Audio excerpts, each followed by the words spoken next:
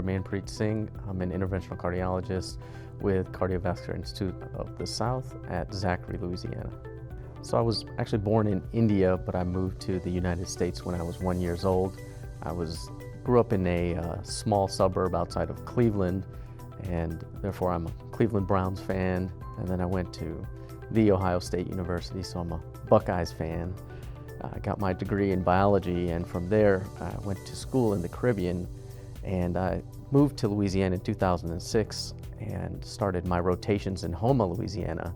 So I've been in Louisiana since 2006. I did my residency in internal medicine at Oxford.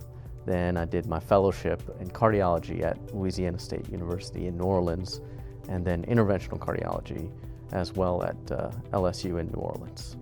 When I was younger, I always had an interest in science as well as fixing different things. And then when I was in 9th or 10th grade, my uncle, who was very close with, died suddenly while he was actually running around the track at my middle school.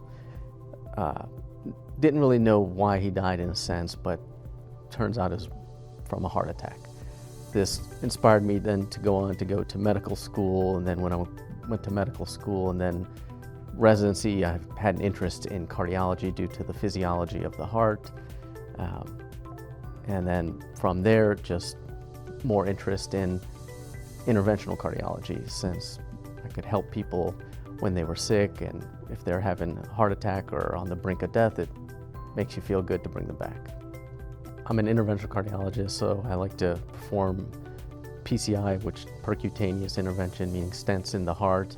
I also specialize in peripheral arterial disease, which is stenting or ballooning arteries in the legs, and I also proceed with venous intervention by either treating superficial veins or deep venous system as well.